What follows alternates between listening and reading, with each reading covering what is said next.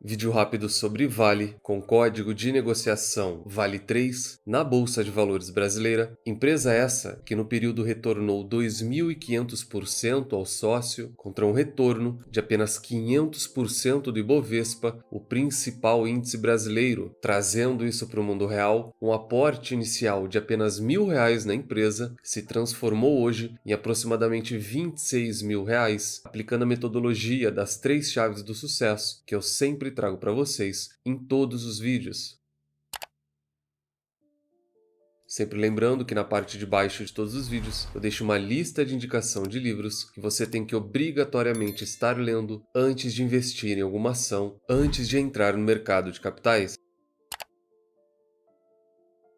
Já peço desculpa pela minha voz, eu tô um pouco gripado, tá fazendo um pouco de frio em São Paulo e interior, mas mesmo assim, a gente vai ter um debate e tentar entender o que está acontecendo com a empresa, por que de tantas quedas, por que de tantos rebaixamentos e de tanto corte de preços que a Vale vem sofrendo recentemente. Porque apenas em 2024, nos 5 primeiros meses, a gente já tem uma queda de quase 22% e a gente está muito próximo também de, pela primeira vez nos últimos 5 anos, a empresa voltar para casa dos R$ 50.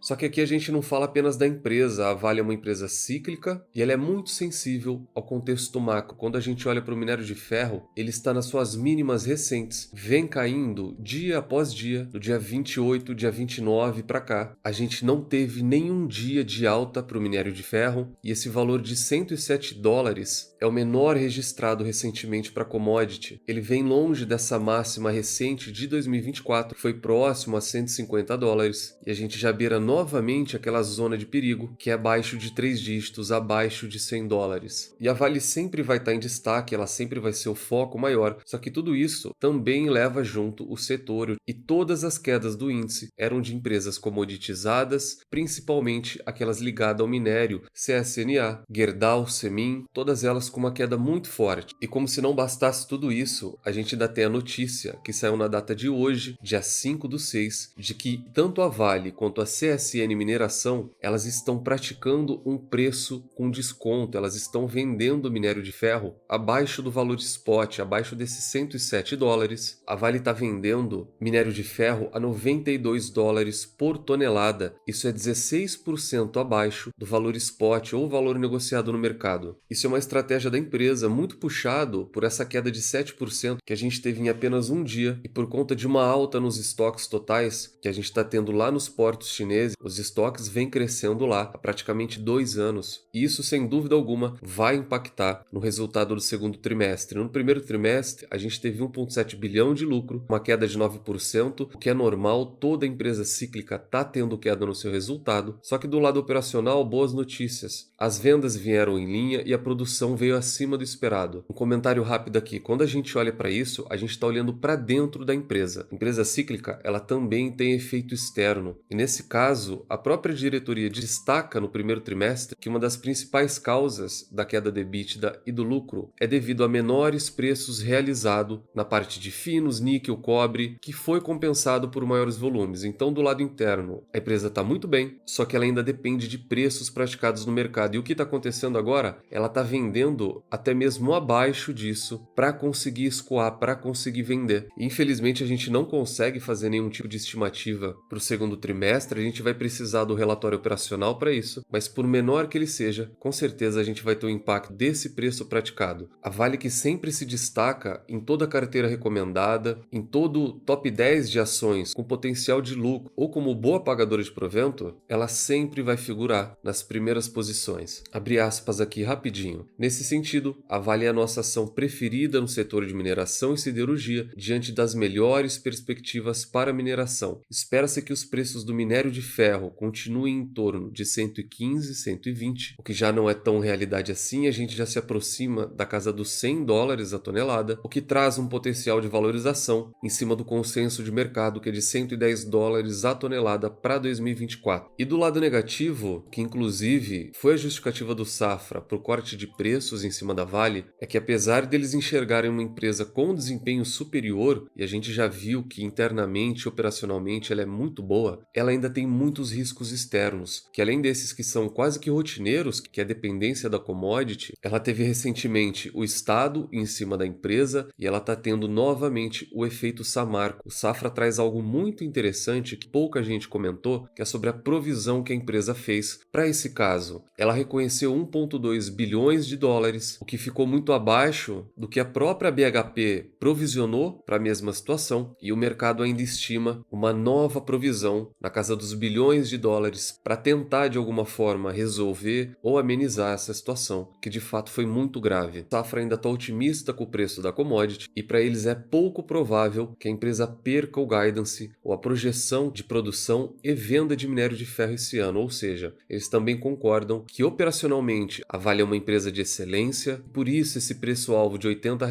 pode gerar uma valorização de quase 30% na cotação da empresa. E em todo rebaixamento ou todo corte de preço, uma coisa muito comum que a gente vai encontrar são estimativas pro minério de ferro. No caso do BB, eles trouxeram de 115 para 103, algo muito mais realista com o que a gente está vivendo hoje, o preço da tonelada. E quando a gente fala de minério de ferro, a gente não pode deixar de falar da China, que há cerca de 2 anos a gente tinha uma tese de demanda reprimida e de que quando a gente tivesse a reabertura, o mercado meio que veria uma explosão de tudo aquilo sendo compensado. Não só não aconteceu, como gradualmente ela vem diminuindo. E um dado muito interessante para quem quer entender um pouco mais do setor é que 99% do minério de ferro mundial ele é utilizado para fabricação de aço. E aí dentro da fabricação de aço a gente vai ter principalmente ramo imobiliário, ramo automotivo e depois vai desmembrando para camadas menores. Só que 99% de todo o minério de ferro ele é transformado em aço. E esse é um mercado de 1,8 bilhão de tonelada. Estamos falando aqui da produção de aço, sendo que mais de 1 bilhão ele é totalmente produzido pela China. Então, com a economia da China tendo alguns problemas e de maneira gradual e contínua, até mesmo esfriando, as maiores empresas do setor imobiliário de lá já colapsaram, já pediram falência ou até mesmo foram liquidadas. Não existe outro cenário para a Vale ou para o minério de ferro quando a gente enxerga números de produção e a dependência da China, que não só a commodity, mas a Vale também tem.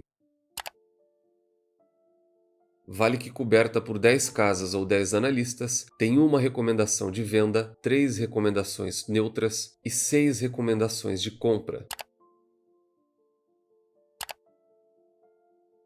Análise fundamentalista, vale sempre lembrar que aqui a gente fala de uma empresa cíclica dentro das 6 categorias de Lynch, lucros, lucros e mais lucros, tese essa também de Peter Lynch. Quando a gente pega a DRE da empresa, maior histórico possível, é visível a crescente de receita dela e ela é uma empresa, por conta da atuação, ela chega a dar um ou outro período de prejuízo, porém vale lembrar, estamos falando de uma empresa cíclica.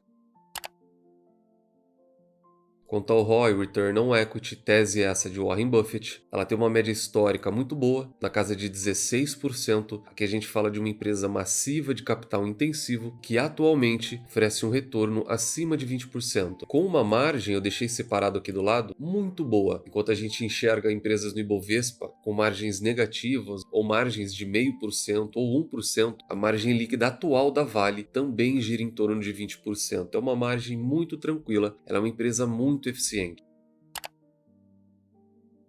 O dividend yield, tese essa de Benjamin Graham e Luiz Barsi Filho, ela tem uma média histórica de quase 7% e nos últimos anos, naquele super ciclo que a gente teve de commodity, ela entregou praticamente 19% em 2021. Dívida líquida versus EBITDA, tese essa de Peter Lynch, ela tem uma média histórica abaixo de 1, é de apenas 0,5 vezes, o atual também é 0,6 vezes. Ela é uma empresa muito saudável, com uma gestão muito voltada para a empresa e uma gestão de caixa também muito boa. Gerenciamento de risco esse pessoal, individual e intransferível. Portanto, falamos da Vale, uma empresa de commodities cíclicas, e ela obtém nota 5, ela é considerada uma excelente empresa, sempre lembrando que notas 3, 4 e 5 são boas, ótimas, excelentes empresas respectivamente. E para a gente finalizar o vídeo, ao invés de trazer pontos positivos e negativos que eu sempre trago de toda empresa, talvez seria interessante a gente tentar traçar uma estratégia, principalmente para quem pretende começar os aportes aportes na empresa. E aqui a gente vai usar um dos maiores especialistas, a gente vai falar de Damoradan, que inclusive na área de membros a gente já tratou sobre ele, tratou sobre o valuation da Vale, tratou sobre a questão comportamental do investidor, e fica aqui também o convite para você que não é membro também se tornar membro do canal. Quando a gente compara a Vale e minério de ferro nos últimos 5 anos, o comportamento é praticamente igual. A Vale está em amarelo, o minério de ferro está em roxo. A Vale ela sempre vai acompanhar as subidas e descidas da commodity a que ela é ligada. Até mesmo movimentos curtos como esses aqui, quando a gente dá um zoom, a gente percebe quão igual eles são. Uma ligeira alta, a Vale sobe. O minério de ferro está caindo nas últimas semanas, a Vale novamente cai, testando essa zona de R$ 50 novamente. Quando a gente olha para os últimos 10 anos, a situação é a mesma, e é a partir desses 10 anos que o investidor pode, caso ele queira, se utilizar de uma teoria muito simples, que é o que Damoradan usa, que é o preço da commodity a que a empresa é ligada. O investidor pega a média dos últimos 10 anos e trabalha os seus aportes e inclusive as vendas em cima do preço da commodity. E quando a gente pega desde 2014, a média do preço do minério de ferro ele vai girar em torno de $108, que é exatamente o valor de negociação atual. E querendo ou não, a gente vai ver novamente a atuação da regressão à média, mas isso é matéria para outro vídeo. E é a partir dessa média histórica dos últimos 10 anos que o investidor vai começar a traçar a sua estratégia de aportes, seja ela comprando mais no fundo, o que é algo muito difícil de acertar, ou seja ela com custo médio, comprando de maneira mensal ou na frequência que for melhor para ele, porque quando a gente está nesse ponto, o investidor foge daquela zona de risco muito maior. Só que o risco ainda existe, como por exemplo a gente teve em todos esses outros períodos. Porém, o caminho para as mínimas, mesmo em um caso de recessão, e a gente já debateu o risco de juros, a inversão de juros que a gente está tendo nos Estados Unidos, mesmo no caso de uma recessão, o caminho que esse investidor vai levar para as mínimas é muito menor do que caso ele tivesse comprado num topo que foi de exatamente $214. E a gente olha para o preço atual do minério de ferro, ele é exatamente a metade dessa máxima, são $107, contra esses 214 de máxima, seria um tombo muito maior. Então, de acordo com Damoradan, a partir dessa média histórica da última década, o investidor já pode começar a se soltar, sabendo dos riscos, sabendo que esse dinheiro pode ficar preso por um longo período, não necessariamente de queda, mas pode continuar lateralizando, até que a gente tenha novamente mais um ciclo de commodity. Isso é uma estratégia muito simples, extremamente resumida, principalmente porque traçar um valuation da Vale não é das tarefas mais fáceis, porque a gente tem que estabelecer uma taxa de crescimento perpétua para uma empresa que é cíclica. Então, para quem não conhecia essa abordagem de Damoradan e gosta da empresa, pretende ser sócio dela, já sabe que hoje o minério de ferro está na média dos últimos 10 anos, que agora entrando na casa dos R$ 50, e é isso um comentário pessoal, não é recomendação de compra. Na minha opinião, a Vale a R$ 60 não é a oportunidade da década, porém já começa a fazer sentido, já começa a parecer algo muito mais interessante a muita gente que quer entrar na empresa, principalmente para quem tem visão de longo prazo. Deixa no comentário se gostaram ou não, se são sócios da Vale ou se pretendem ser sócios da empresa, se estão apenas aguardando uma oportunidade, e o que acharam também dessa tese simples, porém muito eficaz do Damoradan. Nunca se esqueçam das 3 chaves do sucesso. Encontre excelentes empresas a preços atrativos, com uma excelente gestão e nunca mais as vendam. Tranque as 7 chaves, o Value Investing foi e ainda é a melhor maneira do investidor pequeno, individual e até mesmo pobre multiplicar o seu capital na bolsa de valores. Nos vemos no próximo vídeo e até lá.